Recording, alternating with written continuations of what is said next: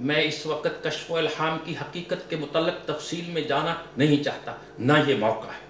इस जगह सिर्फ इतना बता देना काफ़ी होगा कि इंसान के अंदर कुछ ऐसी सलाहियतें हैं, जैसा कि कुव्वत इरादी, अगर मुकर्रर रियाजतों और मुराकबों के ज़रिए उनमें इर्तिकाज़, कंसंट्रेशन पैदा कर दिया जाए तो ज़हन इंसानी में अजीब व गरीब किस्म के तसव्वुरात और तख़य्युलात उभरना शुरू हो जाते हैं।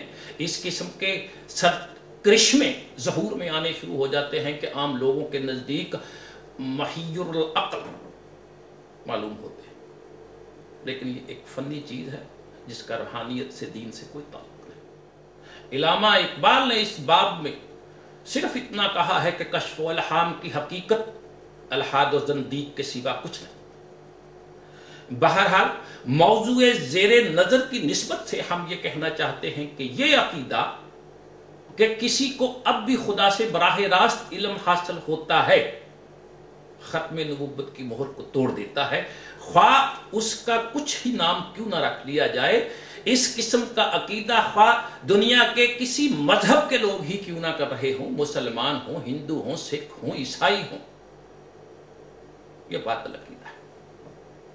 इस किस्म के अकायद दावाए नबुव्वत के लिए राहें हमवार करते हैं, यह गलत अकीदा है। मुसलमानों में कम से कम यह नहीं होना चाहिए था। मेरे अजीजों और दोस्तों, खत्म नबुव्वत का अकीदा दुनिया के किसी मजहब में नहीं, इसलिए उनमें से हर एक के यहां एक आने वाले का अकीदा हमेशा रहा। यहूदियों ने कहा एक मसीहा आएगा जो उनकी तमाम मुसीबतों को हल कर देगा। ईसाइयों ने कहा हजरत मसीह जिंदा आसमान पर मौजूद हैं, आखिरी जमाना में आएंगे, ईसाइयत का गलबा कायम कर देंगे।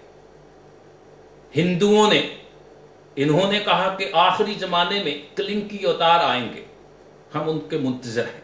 बुद्ध मत के पैरों मताया बुद्ध के मुंतजर हैं।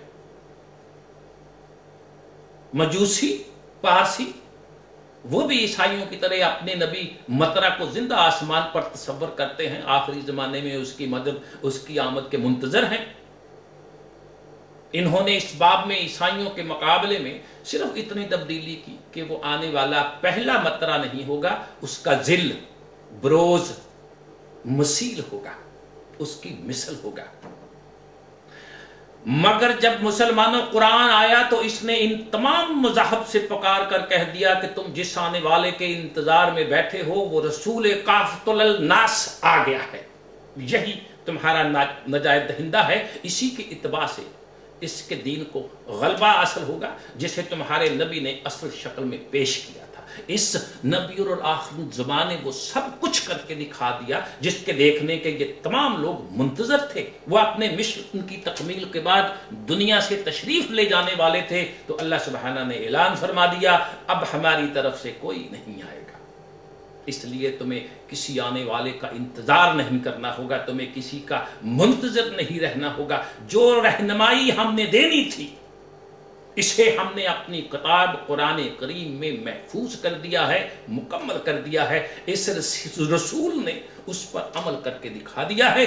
अब इस मशले आसमानी की रोशनी में और इस रसूल के अस्वाए हसना के अतबा में तुमने अपनी जिंदगी की तमाम राहें पूरी करनी। अब तुम बालग हो चुके हो, जवान भी, अब तुम बच्चे नहीं रहे। अगर किसी मकाम पर तुम्हारा पांव फिसल गया तुम्हें हिम्मत करके खुद ही उठना होगा, इस कुरान को पढ़ना होगा। अब तुम्हारी उंगली पकड़ने के लिए, तुम्हें उठाने के लिए अब कोई नया नबी नहीं आएगा। यह है खत्म नबुव्वत की अहमियत का दूसरा गोशा। इससे इंसान में खुद एतमादी पैदा कर दी। खुदा ने यह ऐलान किया, लेकिन हमने दूसरे मज़हब की तरह अपने यहां भी आने वाले का अकीदा पैदा कर दिया। हर सदी के आखिर एक मुजद्दद, आखिरी जमाने में इमाम मेहंदी साहब, उनके साथ आसमान से नाज़िल होने वाले हजरत ईसा। हमने इन मुजद्ददीन इमाम मेहंदी को नबी तो ना कहा कि इससे हमारे दिल में खटका पैदा होता था कि ये बात खत्म नबुव्वत के अकीदे के खिलाफ होगी, लेकिन दर हकीकत हमने उन्हें भी इसी बुनियादी खुसूसियात का हामिल करार दिया जो खासाए नबुव्वत थी। खुदा से बराह रास्त علم حاصل ہونا. پھر حضرت عیسیٰ کے ضمن میں وقت دقت پیش آئی کہ وہ خدا کے نبی تھے، اس لیے ان کی واپسی پر نبی تسلیم کرنا پڑے گا. اس سے ہمارے نبی کی شان کم ہو جائے گی. اس دشواری کے حل کرنے کے لیے یہ کہہ دیا کہ وہ نبی تو ہوں گے لیکن رسول اللہ کے امتی ہوں گے، اس لیے انہیں امتی نبی قرار دے دیا. میرے دوستوں اور بزرگوں، قرآن میں نہ کسی مجدد کا ذکر ہے، نہ مہدی کا، نہ کسی حضرت عیسیٰ کے دوبارہ بذات خود تشریف لانے کا یا ان کے مسیح کسی کے آنے کا. مسیح موعود کی اصطلاح غیر قرآنی ہے، اس میں کسی مسیح کے آنے کا وعدہ نہیں کیا گیا. یہ تمام نظریات ہمارے ہاں روایات سے، عیسائیوں سے، یہودیوں سے، ہندوؤں سے جزء اسلام بنے ہیں. یہ اسلام میں نہیں ہے، اسلام کا حصہ نہیں ہے. قرآن کے اندر کہیں یہ باتیں درج نہیں.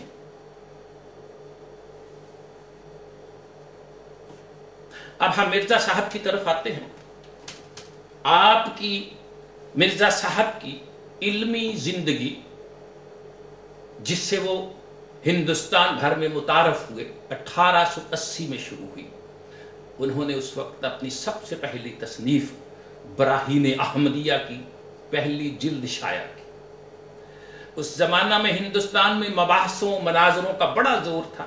ایک طرف ہندوؤں کا فرقہ آریہ سماج، اس کا پنڈت بانی دیانند اسلام پر حملے کرتا، تو دوسری طرف پادری فنڈل کی سربراہی میں عیسائی پادری مسلمانوں کے خلاف مذہبی میدان میں نبرد آزما تھے. براہین احمدیہ ان مخالفین کے اعتراضات کے جواب میں لکھی گئی. اس وجہ سے اس نے ملک میں بڑی شہرت حاصل کی. یہ جو احمدی حضرات اکثر کہتے ہیں کہ مسلمانوں کے بڑے بڑے اکابرین مشاہرین نے مرزا صاحب کی اسلامی خدمات کو سراہا ہے، یہ اسی زمانے کی میں بات کر رہا ہوں. اس کتاب کی اشاعت کے لیے مرزا صاحب نے مسلمانوں سے مالی امداد کی اپیل کی اور بے شمار روپیہ بھی اکٹھا کیا. اس کتاب کے پہلے 4 حصوں میں جناب مرزا صاحب نے اپنے آپ کو مسلمان صوفیہ اکرام کی طرح محض ولایت، کشف اور الہام تک محدود رکھا. اور چونکہ اس قسم کا دعویٰ مسلمانوں کے نزدیک قابل اعتراض نہیں تھا، اس لیے نہ صرف یہ کہ مرزا صاحب کی کوئی مخالفت ہوئی بلکہ ان کی مذہبی خدمات کو سراہا گیا، ان کی عزت کی گئی. مرزا صاحب کی زندگی کے 3 دور ہیں جو ہمارے سامنے آتے ہیں. پہلا دور یہ جو میں نے بتایا ہے کہ وہ امت مسلمہ کے مبلغ کی حیثیت سے رہے، یہ 1880 سے شروع ہوتا ہے، یعنی جب آپ نے براہین احمدیہ کی اشاعت کی. قریب 12 سال تک انہوں نے صرف یہی دعویٰ کیا. 1982 میں مسیح موعود ہونے کا دعویٰ کیا اور پھر 1901 میں مستقل نبوت کا دعویٰ کیا جو ان کی وفات 1908 تک قائم اور دائم رہا. پہلے انہوں نے کشف و الہام اور ولایت سے ایسے دعوے کیے جو مسلمانوں کے نزدیک قابل اعتراض نہ تھے. پھر اپنے الہامات میں ایسا ابہام رکھا کہ بظاہر دیکھنے والے کو کوئی بات قابل مواخذہ دکھائی نہیں دیتی تھی. یوں انہوں نے لوگوں کو اپنے پیچ میں پھنسایا، پھر رفتہ رفتہ دعوی ولایت سے نبوت تک پہنچ گئے. تو میرے دوستوں اور بزرگوں، اب آئیے ہم ان سیڑھیوں کو دیکھتے ہیں جن پر چڑھ کر وہ بام نبوت تک پہنچے. مجموعہ اشتہارات مرزا غلام احمد قادیانی، پھر یہ اعلان ہے مورخہ 2 اکتوبر 1891، اور درج ہے پھر یہ تبلیغ رسالت جلد 2 صفحہ 20 میں. یہ مرزا صاحب کی کتاب ہے. میں ان تمام امور کا قائل ہوں جو اسلامی عقائد میں داخل ہیں، جیسا کہ اہل سنت والجماعت کا عقیدہ ہے.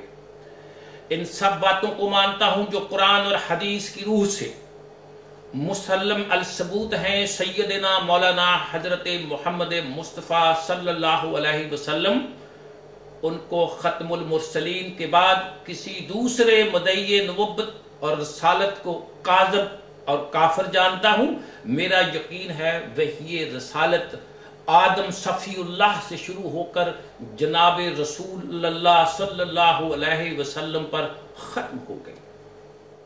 پھر تبلیغ رسالت جلد 6 صفحہ 2 آپ لکھتے ہیں کہ ہم بھی نبوت کے مدعی پر لعنت بھیجتے ہیں، لا الہ الا اللہ محمد رسول اللہ کے قائل ہیں، آن حضرت صلی اللہ علیہ وسلم کی ختم نبوت پر ایمان رکھتے ہیں۔ وحی نبوت نہیں بلکہ وحی ولایت جو زیر سایہ نبوت محمدیہ اور ان کے اتباع کی وجہ سے اولیاء اللہ کو ملتی ہے، اس کے ہم قائل ہیں۔ غرض نبوت کا دعویٰ اس طرف بھی نہیں، صرف ولایت اور مجددیت کا دعویٰ ہے۔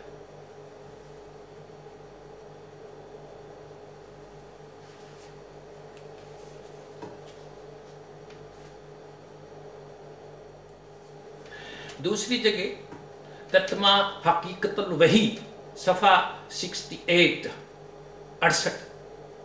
کہتے ہیں، یہ کہنا کہ نبوت کا دعویٰ کیا ہے کس قدر جہالت، کس قدر حماقت، کس قدر حد سے خروج ہے۔ اے نادانو، میری مراد نبوت سے یہ نہیں کہ نعوذ باللہ حضرت صلی اللہ علیہ وسلم کے مقابل کھڑا ہو کر نبوت کا دعویٰ کرتا ہوں یا کوئی نئی شریعت لایا ہوں۔ صرف میری مراد نبوت سے کثرت مکالمات خطابات الہیہ ہے جو آن حضرت کی اتباع سے حاصل ہے۔ سو مکالمہ اور مخاطبہ کے تو آپ بھی قائل ہیں۔ اب روایات کی روح سے ہمارے ہاں یہ عام عقیدہ ہے کہ اولیاء اللہ خدا سے ہم کلام ہوتے ہیں، انہیں کشف و الہام کے ذریعے خدا سے براہ راست علم دینی حاصل ہوتا ہے۔ مرزا صاحب اپنے دعوی ولایت کی تائید میں مسلمانوں کے اس عقیدہ کو بطور دلیل پیش کرتے ہیں، اس طرح فریق مقابل کو خاموش کر دیتے ہیں۔ اگر ان سے یہ لوگ یہ کہتے جو قرآن کو جانتے ہیں کہ قرآن کی بنا پر بات کی جائے تو قدم آگے نہ بڑھتا، یہی ختم ہو جاتا کہ ختم نبوت کے بعد خدا سے مکالمہ مخاطبہ کا کوئی ثبوت قرآن میں ہے ہی نہیں، نہ ہی اس میں کشف اور الہام کا کوئی ذکر ہے۔ لہذا آپ کا جناب مرزا صاحب یہ دعویٰ قرآن کے خلاف ختم نبوت کی منافی ہے تو بات وہیں ختم ہو جاتی، لیکن ان سے بحث کرنے والے علماء تو خود کشف و الہام، مخاطبہ اور مکالمہ خداوندی کے قائل تھے اور ایسے دعوے کرتے تھے اور کر رہے ہیں۔ ان کے دعوے کی تردید کس طرح ہو سکتی تھی؟ اس لیے مرزا صاحب کے دعووں کو فروغ ملا۔ ہمارے ہاں اولیاء اللہ کے علاوہ ایک اصطلاح محدث دال زبر کے ساتھ یہ بھی ہے، مگر مسلمانوں اس سے مراد خدا سے ہم کلام ہونا ہے، اس کے معنی خدا سے ہم کلام ہونا ہے۔ اور مرزا صاحب نے ایک قدم آگے بڑھایا اور محدثیت کا دعویٰ کر دیا۔ ان کی کتاب شہادت القرآن صفحہ 28 ہمارے سید الرسول صلی اللہ علیہ وسلم خاتم الانبیاء ہیں اور بعد آن حضرت کوئی نبی نہیں آ سکتا، اس لیے شریعت میں نبی کے قائم مقام محدث رکھے گئے۔ پھر آئینہ کمالات اسلام مرزا صاحب کی کتاب ہے، اس کے صفحہ 283 پہ درج ہے، میں نبی نہیں ہوں بلکہ اللہ کی طرف سے محدث اور اللہ کا کلیم ہوں تاکہ دین مصطفی کی تجدید کروں۔